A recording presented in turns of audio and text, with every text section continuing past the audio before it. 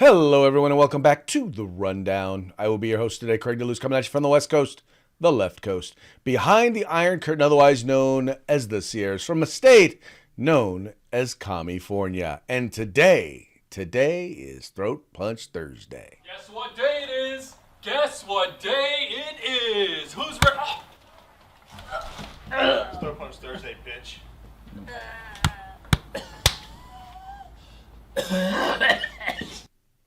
That's right, folks.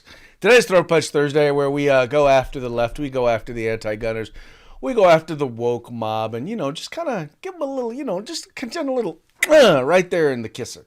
Anyway, hopefully you folks are having a good time. It's going to be me and you today, so if you're watching us live, 3 p.m. Pacific, 6 p.m. Eastern, go ahead and comment. You can follow us or comment on Twitter, on YouTube, on Rumble, on the Twitter Spaces. I think Twitter, not Spaces, but in Twitter, YouTube, all of those fun places. Anyway, would like to encourage you to do so. And by the way, even if you are not watching us live, maybe you're listening on one of the many places where we offer this podcast, either in audio or video format, please go ahead and comment. Please make sure you let us know what you think about the show, what you think about today's topic. Maybe you have ideas for topics.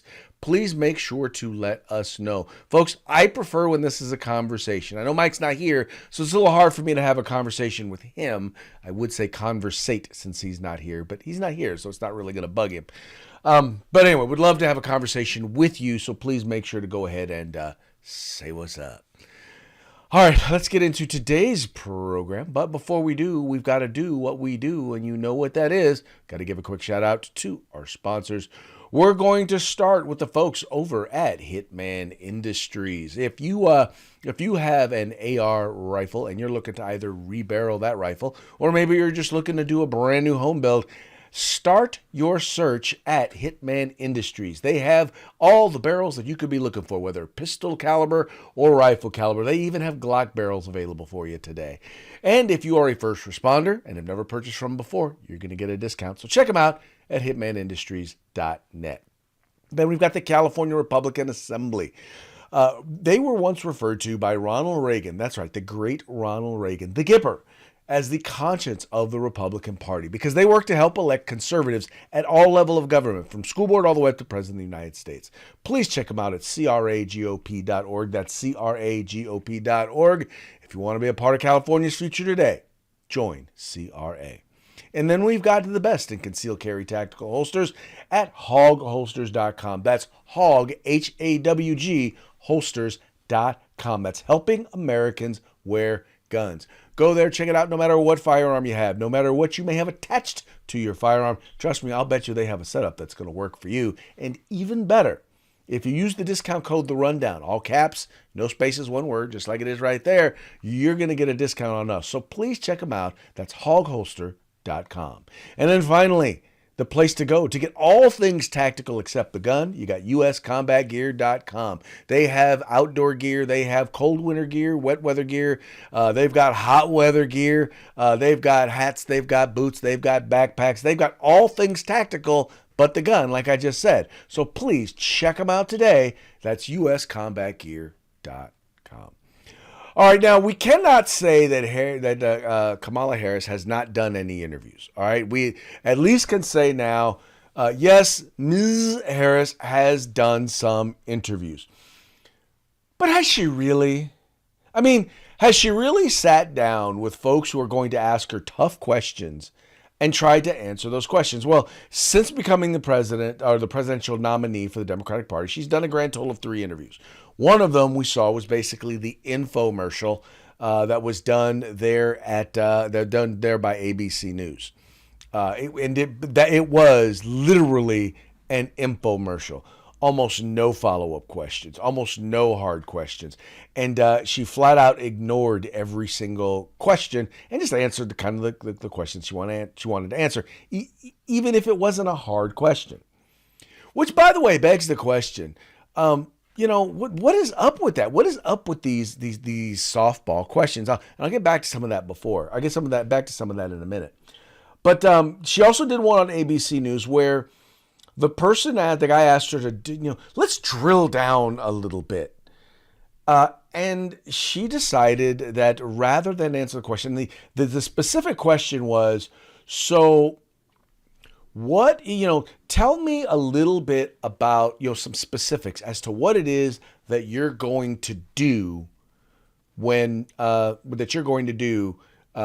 order to help address the issue of inflation, the economy, and yada, yada, yada. And this was the answer she gave.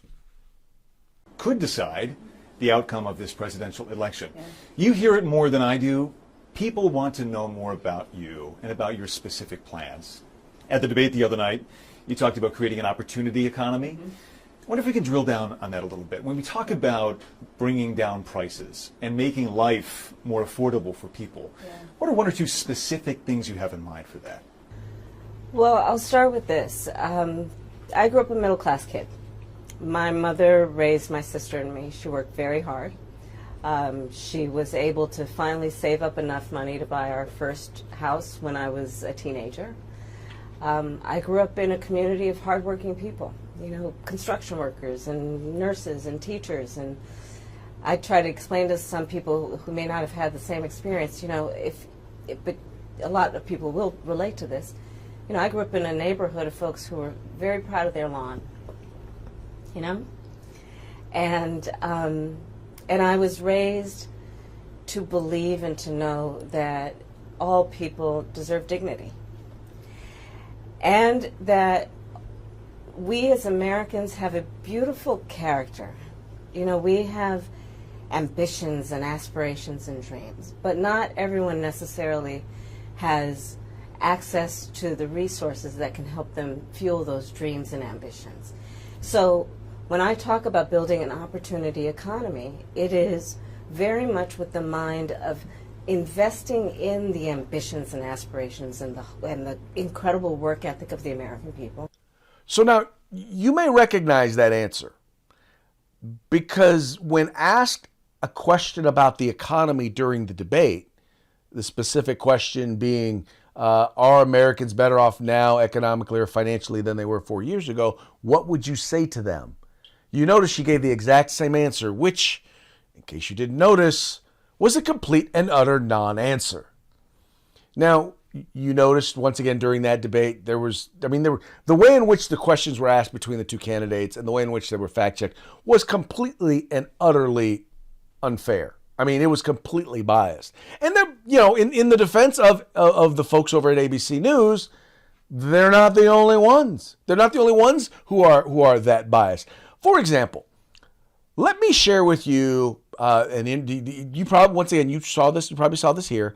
The debate, or the first question that was asked of Donald Trump at the National Association of Black Journalists. This is the very first question, and oh, by the way, the person that's asking is from ABC News. You have used words like animal and rabbit to describe black district attorneys. You've attacked black journalists, calling them a loser, saying the questions that they ask are, quote, stupid and racist.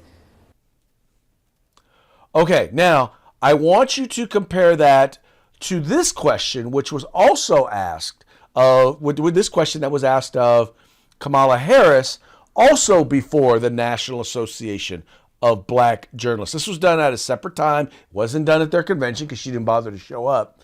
But this was the very first question that was asked. Tell me if you noticed something a little different. Why is joy important to you to insert into this election? And what do you make of? Why is joy at the center of your campaign? Now, if you wanted to do something on a positive note, why not ask Donald Trump, you say you want to make America great again. How is it? That seems to be a big theme for you. How do you want to make America great again? Wouldn't that have been a more comparable question to why is it so important that joy is a part of your campaign? Where is the objectivity of the media? We know it doesn't. I'm sorry. I'm sorry. You're right. We know it doesn't exist. I gave the moderators of the debate on CNN a little bit of credit because at least when they did the debate, they were at least objective in their question, how they asked the questions and how they followed up on the questions. The questions were definitely from a liberal bent and are pretty much mostly stuff that liberals care about. But at least it was balanced. The interview that they did on CNN was nothing more than an infomercial. And that's really all it was, because the total interview time for that of that ABC News was something like 27 minutes, right? Only 16 of those minutes made it into the program. Now I want you to think about this. 16 minutes of actual interview time out of a 1-hour program. Now, if you spread it out and you said, okay, maybe they did 20 minutes in commercials, right? That's 5-minute commercial breaks. That's 4 5-minute commercial breaks. You still got 24 minutes out there. What were the other 24 minutes? Where it was infomercial. It was glamour shots. It was profile views. It was all basically meant to make Kamala Harris look good. That's all it was. And the truth is that this is part of the plan. And if you really want to know the truth, the people in the Democratic Party, the people who are running this campaign are telling her, don't do any hard interviews. Don't do any. Because if you do, you're going to be in trouble, just like you were when you did that ABC 6 interview and you started mumbling over your words and you started coming out with the word salads. Don't do it. And oh, by the way, definitely don't talk about your policy. Because if you talk about your policy and people are going to wake up to something. Number one, you're Biden 2. That's all you are. You're younger, you're prettier, but you're still Biden 2. You're not nearly as smart, not because Biden wasn't smarter, but he's kind of diminished, shall we say. Anyway, but this is Hillary Clinton. And this is Hillary Clinton basically coming out and explaining, no, she doesn't have to, and she shouldn't. She does not have to do it, Kara. I'm going to just cut to the chase. In fact, she's put out policies on her campaign website. Mm-hmm. Anybody who's truly interested can go and read about them. She referenced policies. Mm-hmm. She actually doesn't just have policies and concepts. She has, plans about what to do. I think it's it's a double standard, and it's a double standard that is partly because they are still getting to know her, but also because they're still grappling with the idea like, oh, am I really going to vote for a woman to be president and commander-in-chief? So the point basically that Hillary is making is that, no, there's no real need for you to do that. There's no real need for her to talk about her policies. There's no real need for her to defend her policies. And they call it a double standard, but Trump gets up there and talks about his policies all the time, and he defends his policies. The thing is, she doesn't want them to have to be able to defend their policies. And they think it has something to do with the fact that, well, people just don't want to vote for a woman. No, I'm sorry, Hillary. You thought that was the case with you. They just didn't want to vote for you. They don't want to vote for Kamala either. In many cases, the very same reason. Because you look down on them. Because you look down on people and you think they are stupid. You think that you are better than them, that you are smarter than them, that you are wiser than them, that you can make decisions for their lives to govern their lives better than they can. And that, by the way, is one of the reasons why the Teamsters, so many of their membership came out against you. Now, we talked about this yesterday. The Teamsters union, one of the largest unions in the country, has basically decided not to endorse anybody. Now, they interviewed both candidates and they said, well, neither one was willing to commit to the stuff we wanted them to commit to.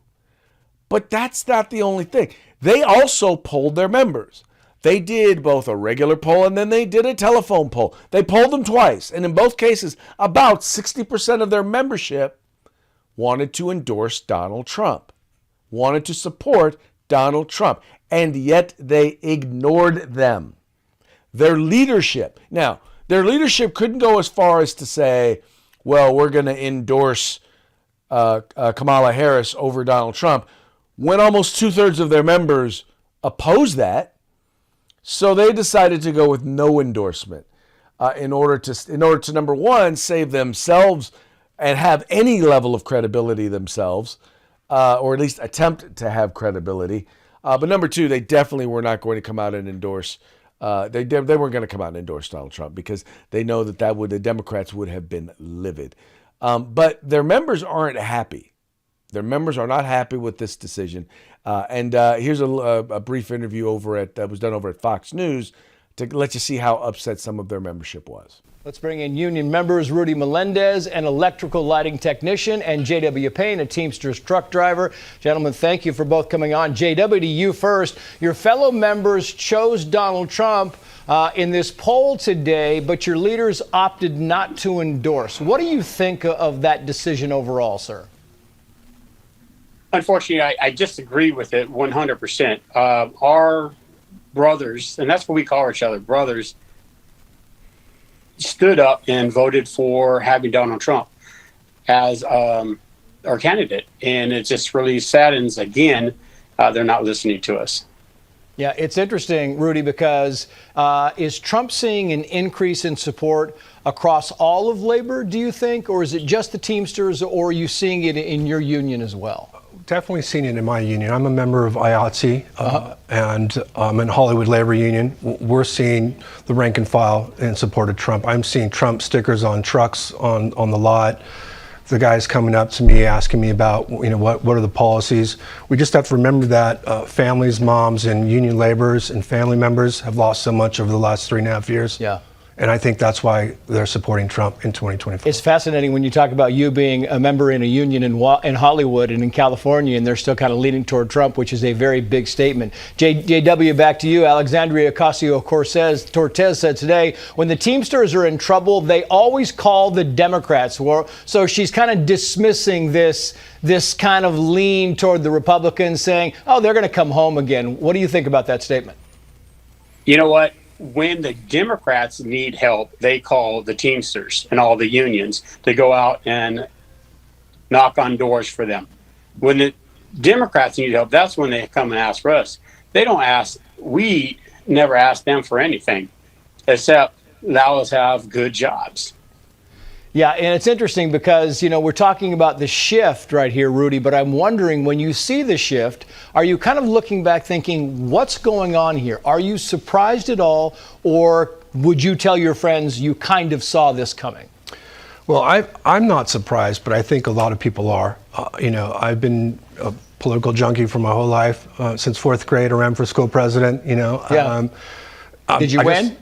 Not until sixth grade. Yeah. Okay. So I just got my 20-year service pin. I talked to a lot of union labor members on the lot, and I'm not surprised because, again, we have to remember what families have lost over the last 3 years. I have a good paying job, good health care, but I'm struggling in some ways, and a lot of my union brothers and sisters are not working because the Biden-Harris administration is driving the trucking industry out of California, and they're also driving the motion picture industry out of California. Interesting.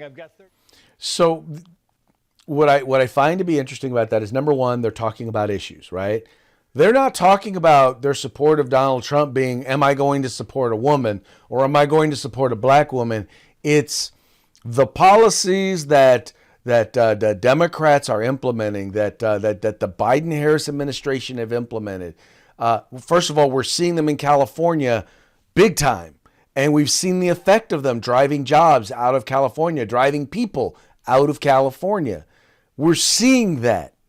And they're like, we're recognizing it. If there's one thing that drives union membership, it's jobs. The more jobs there are, the more members they have, right? But the problem is that Democrats are introducing job killers. Kamala Harris is a job killer. The idea of taking money from those who've earned to give to those who haven't, the idea of increasing regulations unnecessarily on people who actually do the hiring is insane. And expecting them to then at the same time hire more people and increase their wages just doesn't work. And they're seeing the effects of those policies. And they're saying, nope, not going to go there. Sorry. They're not dumb. They're being asked to ignore their lying eyes, and they're refusing to do so. They are going to stand up for what they are seeing. But I also think there's another thing that's going into this. And I think when you take a look at a lot of union membership, a significant part of union membership is white males. All right, let's just be real. In particular, if you're talking working class unions, if you're talking the construction trades, when you're talking steel workers, when you're talking the Teamsters, you're looking at a lot of males and a lot of white males. And what you have, and it's kind of interesting that you're starting to see Hillary Clinton pop up as a surrogate more and more, because what you're starting to see now is this battle for, but quite frankly, the blue collar white men. All right. That's what they're looking for. That's what their goal is. And what they're trying to do in that is they're realizing that they are overwhelmingly losing. They're overwhelmingly losing men, but they're overwhelmingly losing white men even more. And that's because it's kind of a double-edged sword. Number one, you've got literally how do I want to put this? You've got this attitude that Hillary Clinton had that everything that is bad in America is because of straight white males, and that the white man or the straight white male is the devil and ought to be blamed for everything and ought to take a backseat to everyone. It's the reason why, quite frankly, it's the reason why Gavin Newsom is not atop the ticket, because guess what? He happens to be a white male, a rich white male at that. But I digress. And so what you saw a lot of blue collar, Midwestern white males who were just tired of like being treated like everything that is wrong in this world is their fault. And what you've got with Kamala Harris is that same exact thing. Now, the interesting thing is she's trying not to be that way now, but she's got a record of being that way. Excuse me. She's got a record of being that way. She's got a record of doing that stuff. She's got a record of supporting BLM. She's got a record of supporting critical race theory, of supporting DEI. It's in her record. There's enough video out there. There's enough audio out there. There's enough written word out there that people recognize Kamala Harris for exactly who she is. I mean, consider this. Keep this in mind.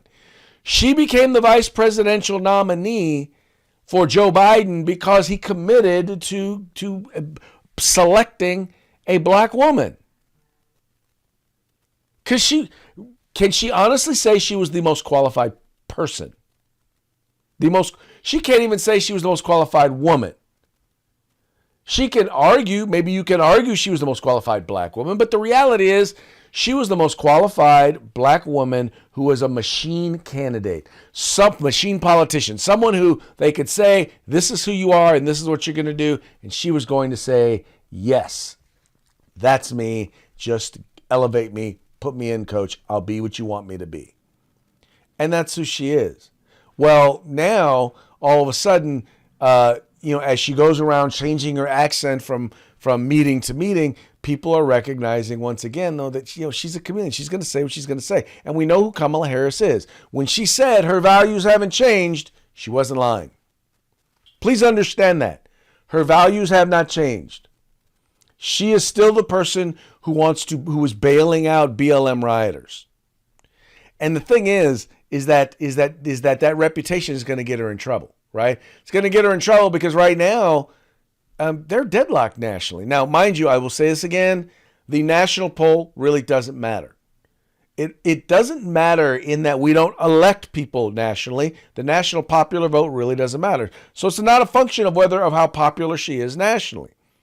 What's important, excuse me, what's important about that, and the only thing that's important is, if she's not beating him by at least 5 percentage points, that means that despite having overwhelming advantages in places like California and New York and Minnesota, she has not got enough support to get her over the top in other states, in swing states in particular, where she needs to win votes.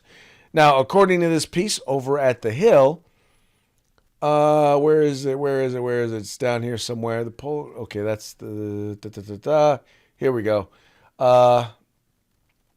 That's not it. 50% of women, 61% of adults age 18 to 29, 82% of black voters. Trump has the support instead of 53% of men and 51% of white voters. Now, mind you, I don't know about Latino men because it doesn't tell you Latino men, but keep in mind, black men are still, 70% in support of Kamala Harris. Latino men, I believe somewhere either at a majority or it's a 50-50, which means that white men are overwhelmingly supporting Donald Trump. And she knows she cannot win unless she improves among that demographic. That's the reason why you see Doug Emhoff, the beta male in chief, out there campaigning, because they're trying to make it seem like, look, here's a man who supports Kamala. It's the reason. It's one of the reasons why they selected Tim Walz. Tim Walz, they believe, he'll work with Midwestern white male voters because he's an old white guy who used to be a football coach and is a veteran. Well, the electrolyte or electroplating scraped off gold, electroplate gold scraped off that one already. Now we come to find out that, he was an assistant coach. Which, really doesn't matter. Okay, he was a football coach. But the fact that many of those who served with him take issue with him because he basically abandoned them when they were going into actual combat. He decided, maybe it's time for me to run for Congress. So it's not working for them. The fight for white males is definitely failing them. And by the way, they're losing. I mean, there is an unprecedented number of black males, of African-American males who are not supporting Kamala Harris. And, you could say what their reasons are. Some people will say it was because of her record as a prosecutor. Some because it was the economy. Some just because she's an uppity. And when I say uppity, I mean she's kind of snooty. She does come across as kind of snooty. But anyway, a lot of brothers don't like her. They just don't like her and they don't trust her. And some of it's just because of, once again, of her record, and then they look at the record of Donald Trump. So anyway, it's going to be interesting to see how this all pans out, but trust me when I tell you that unless they change their tune dramatically, you can't be a gun grabber. You can't be pro DEI and BLM. You can't be anti-man and then be pro-man at the same time. You just can't. And I think that people's attitudes towards her are baked in, and I don't see that. I literally just do not see that changing. I mean, I'll tell you what, the people who support her are the same sort of people who, for example, would oppose it if an NFL player did a machine gun imitation as a part of an NFL celebration, which is exactly what happened to Drake London on Monday Night Football. He got penalized by the NFL for doing a machine gun imitation during his touchdown celebration. Extra point. A 48-yard attempt. Wow. For the lead. Now, Drake London has since apologized. He's like, I didn't mean to do that. Well, hold on. So first of all, there actually is an NFL policy against quote unquote violent gestures. So you're not allowed to engage in violent gestures, and so as a result of that, Drake London it was actually okay for them to go ahead and penalize him. In fact, I'll read the piece here from over at the Telegraph. It says, Drake London's shooting celebration violated long-standing NFL rules against violent gestures. Falcons wide receiver Drake London was penalized after catching a touchdown pass in the final minute of Atlanta's 22-21 victory in Philadelphia on Monday night for pretending to shoot in the air, a violation of long-standing NFL rule prohibits violent gestures. London immediately apologized on the sideline, according to the Falcons coach Raheem Morris, and did it publicly on Wednesday. Now, I guess here's the thing. So I would assume that shooting someone is considered a violent gesture. Shooting in the air or pretending to shoot in the air, that's a violent gesture. I mean, but I want you to think about this. We're talking about the wussification of America. We're talking about the feminization of men. In other words, if men do anything aggressive, if men do anything angry or violent looking, right? If we're competitive, if we say something harshly, right? If we provide correction in a tone that is, or information in a tone that is not acceptable, we're accused of mansplaining. This is the Kamala Harris agenda. These are the very same people. They are the reason why she's going to lose this election. And this is just one example of the NFL kowtowing to that mob. Because I'm sorry, as soon as I saw it and I saw the flag, I knew exactly what was going down. I knew exactly what he was being penalized for. I wonder, like, you know how they do the NFL does they have one game or 1 week where they allow people to they allow the players to have a thing on their sneakers, or their sneakers are painted or decorated in honor of a charity. I keep thinking, man, it would really be neat if one of those NFL players did like the Firearms Policy Coalition or the NRA or the Second Amendment Foundation, just some sort of a gun rights group. If I were in the NFL, I would love to be able to do that. And I would encourage y'all, if you know anybody, an NFL player that's pro-gun, encourage them to do that. First of all, they would make national news. Number two, their jerseys and jersey stuff with their jersey number on it would go on. I mean, it would be, sales would go buck wild. Yes, they would. Much more than any NFL fine that they would possibly put upon you. And yeah, the NFL would probably try and fine them or tell them you can't do it. And then when they did it, they would turn around and fine them. Anyway, folks, that's going to be it. Oh, no, I almost forgot. We still have parting shots, don't we? Yes, we do. Parting shots are brought to you by Hog Holsters. Just go to hogholsters.com. Use the discount code The Rundown. All caps, no spaces. Get your Hog Holster today. All right, this first one here is, well, you're going to love this one. It is how shall we say? It is a takeoff of an old theme. The top one, this is Hoover button. It says, a chicken in every pot. 1928, Hoover. And then at the bottom it says, 2024, a tampon machine in every boy's bathroom. Harris Walls. Yeah. All right, this last one here now. Gavin Newsom came out against deep fakes, right? And he decided that we're not going to have any more deep fakes. So there was a bill that was put out that basically said there aren't going to be any more deep fakes. If you do a deep fake or you disseminate a deep fake, you can be fined or arrested.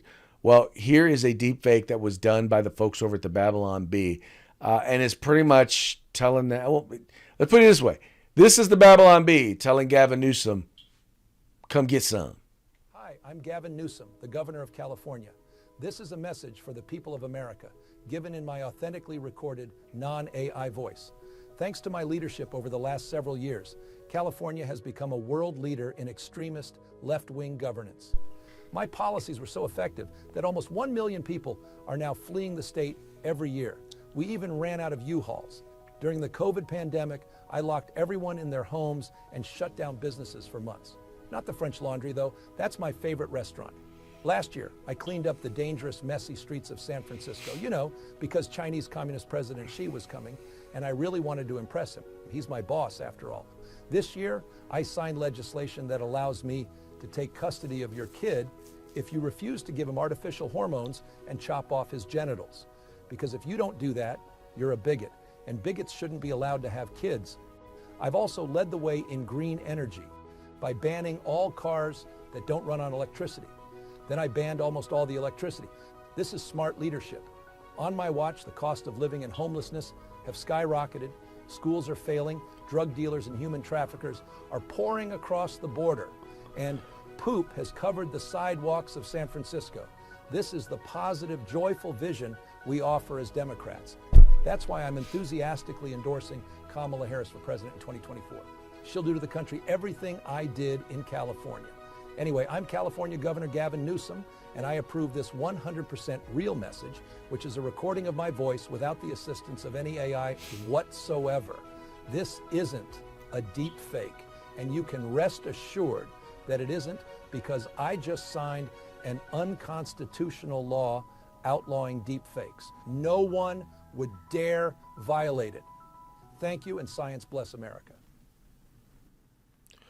Wow, that was the ultimate troll. I don't know that I have seen a troll of that significance ever. I mean, that... All right, Gavin, what you going to do? What are you going to do? That's right. And you know what? Conservatives all across the country are sharing it. So what you going to do? You going to sue all of us? You going to fine all of us? You going to take all of us to jail? All I got to say is, just like with guns, come and take it. Come and take my deep fake. I dare you. Anyway, all right, folks, that's going to be about it. But before we go, we're going to give one last shout out to our sponsors. You got Hitman Industries, rifle and pistol caliber barrels available for you for your AR build or rebuild. Go to hitmanindustries.net. You got the California Republican Assembly, the conscience of the Republican Party. Visit them at cragop.org. You've got a Hog Holsters. You can get your Hog Holster at hogholsters.com. Use the discount code The Rundown, all caps, no spaces. One word, get your Hog Holster on discount today. And then you've got the place where you can go and get all things tactical except the gun. That's uscombatgear.com. And with that, we are done for the day. We very much appreciate you tuning in. We appreciate you liking and sharing the program and encouraging your friends to do the same. We will be back tomorrow on Friday. We're going to have a good time. Y'all have fun. Stay safe. And if you get a chance, remember to send a few downrange. Holler at you later.